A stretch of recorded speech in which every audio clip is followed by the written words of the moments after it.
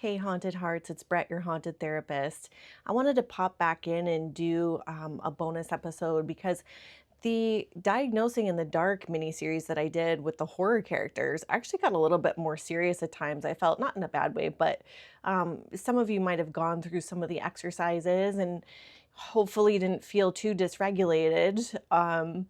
But I wanted to give you a follow-up to some of the things we talked about, some of like the shadow work and maybe some coping skills that you can use in case you did experience any emotional upheaval listening to that or any dysregulation.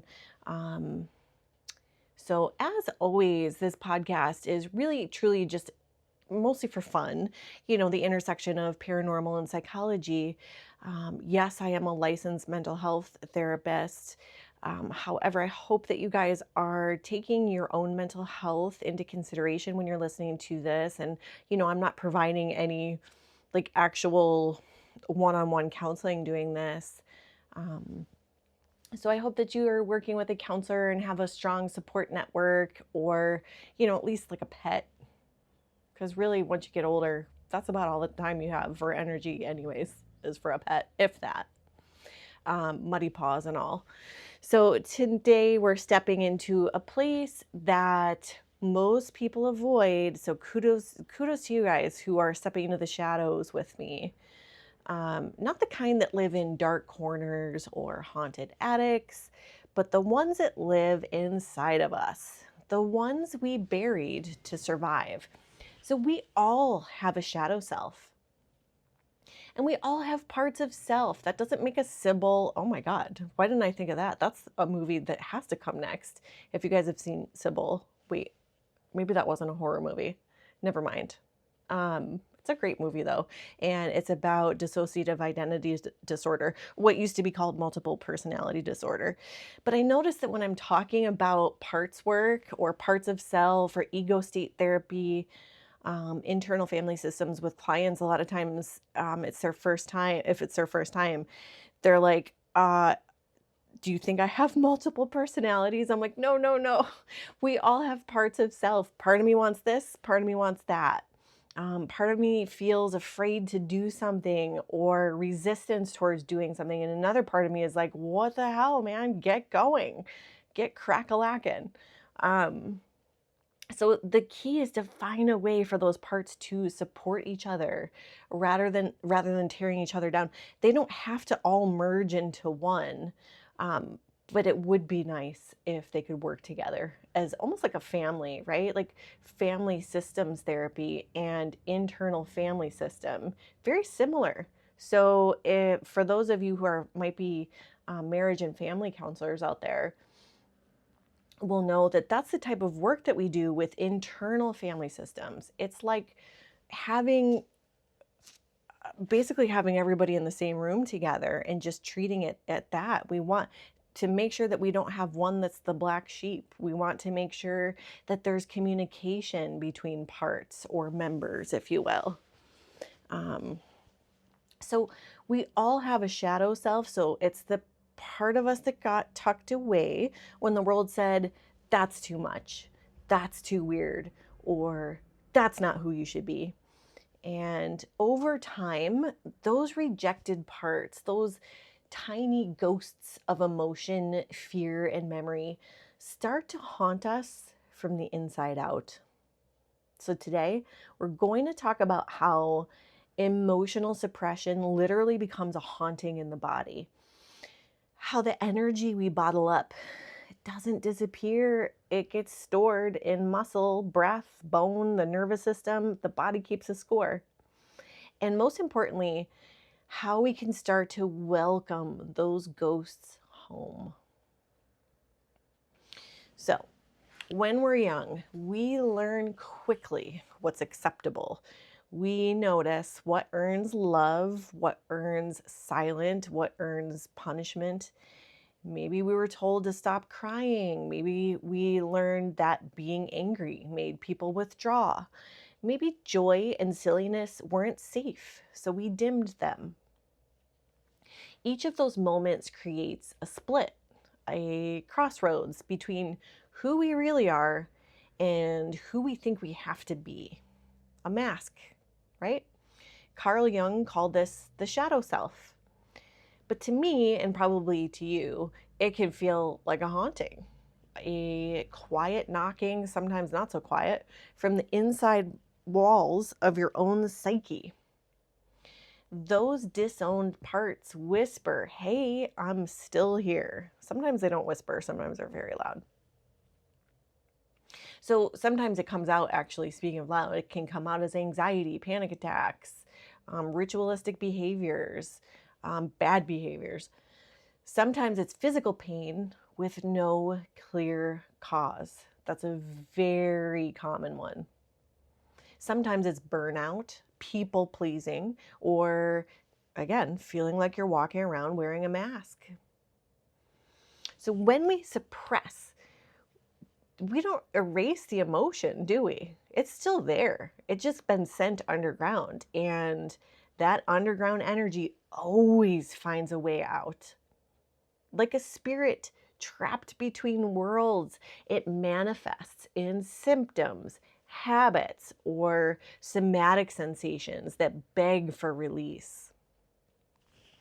And in therapy, especially in internal family systems, we call these hidden figures parts. The ones that hold our pain or shame are known as exiles, or the child part is another way to look at it. It's often a child part. And they're the versions of us who were told, you're too much, or that part of you isn't lovable. Then the other parts step up to protect us. So we have the exiles, managers, and firefighters. And often the manager is the pleaser, is a good example for people, or the perfectionist, or the numb one, or the caretaker. That's another common one. And those are like loyal ghosts guarding the door, saying, don't feel that, it's too dangerous. So the shadow isn't just one big monster, it's a collection of smaller spirits, each carrying a story about what it took to stay safe. Think about it. Your body remembers everything. It's your first home, and sometimes it's your scariest one. Every time you bite your tongue instead of speaking, or clench your jaw instead of crying, smile when you want to scream, you're storing that energy somewhere, and you're teaching your body, you're teaching yourself that we don't get to feel what we need to feel. It's not safe in here to be us. Actually, research even shows this connection. So when we bottle up anger or sadness, it raises blood pressure and muscle tension. Chronic people-pleasing leads to adrenal fatigue, thyroid issues, and burnout. And unreleased stress can suppress your immune system, and unresolved shame can trigger autoimmune flare-ups. It's like we become possessed by the emotions we refuse to feel. But here's the twist. The haunting isn't there to harm us. It's trying to get our attention. Every ache, every panic episode, every bout of exhaustion, it's the body saying, please let me speak. So, what if instead of exorcising the ghost, we sat with it? What if we said, I see you. You're not a monster.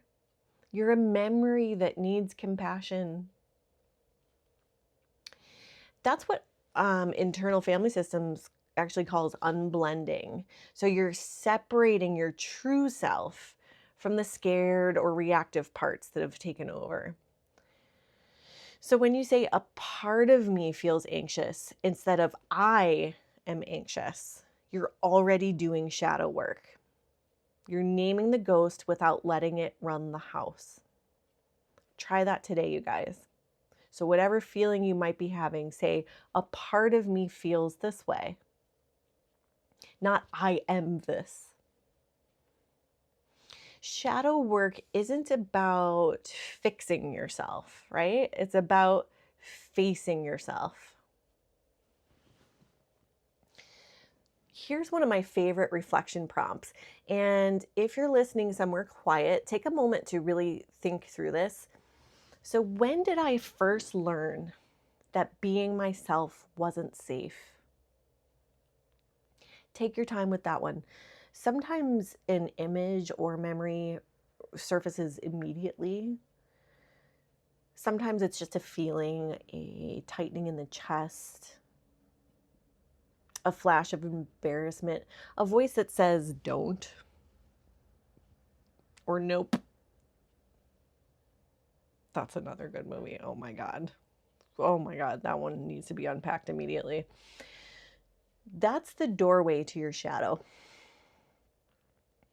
In parts work, that voice often belongs to a protector part. So the one who learned to step in and keep you small, quiet, or compliant so that you could survive.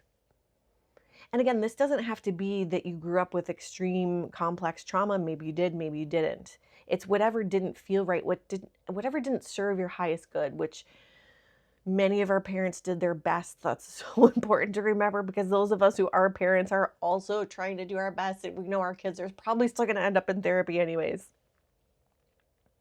But beneath that protector is usually an exile, the one still carrying the pain, right? The child part is still carrying that pain of being rejected, shamed, or unseen. Another thing to ask is, what am I currently hiding because I think it's unlovable? This is shadow work, you guys. What am I currently hiding because I think it's unlovable? That's another powerful journaling question, because every part of us, no matter how dark or reactive it seems, has a positive intent. There's some good that it's trying to do, even if the behavior is bad. It's still got good that it's trying to do for the self or for the whole. And a lot of times it's trying to protect us from pain. So when you listen to these parts, instead of fighting them, you begin to process, or you begin the process, I should say, of that integration. And when you bring light to the buried, the body often exhales. You might feel release in your chest, a sigh, a sudden cry, or even laughter. And that's integration. The soul remembering that it's whole again.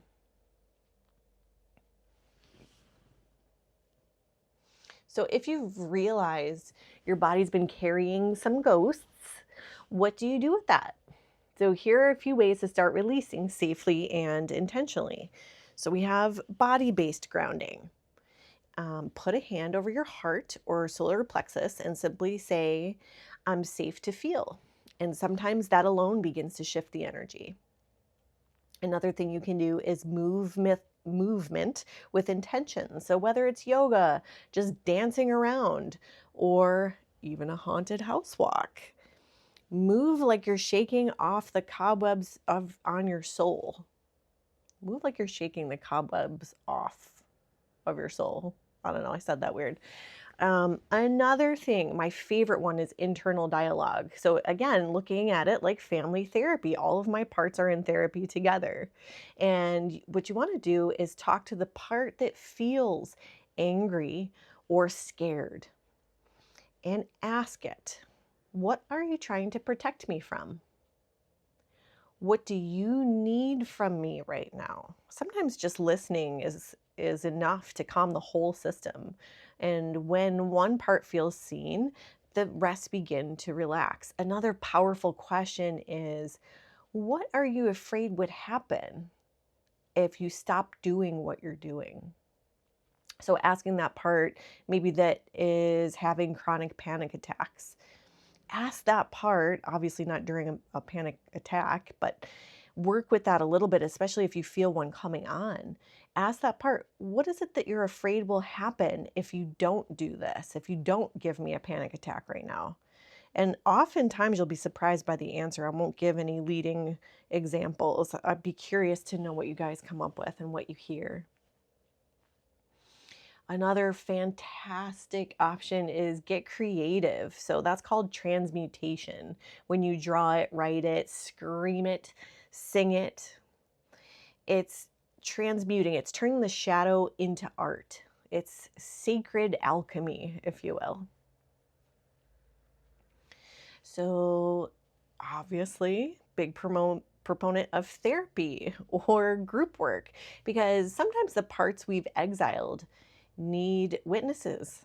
That's where connection becomes medicine. So, whether it's a support group, EMDR, or something like I'm planning a future healing from haunts work with some resources available to you guys. It's when we bring our ghosts into safe community, even if it's just one-on-one, that's when they finally rest. So remember, shadow work doesn't make you in the dark. It makes your light honest. So, haunted hearts. The next time your body aches or your anxiety flares, instead of asking, "What's wrong with me?" try asking, "What part of me is asking to be seen?" You're not broken, you're haunted in the most human way possible. And healing doesn't mean banishing the ghosts, it means sitting beside them in candlelight until they finally feel safe to rest. So, again, if today's episode did stir something in you, take it slow, drink some water, ground yourself, journal, do the 5 senses exercise that we talked about.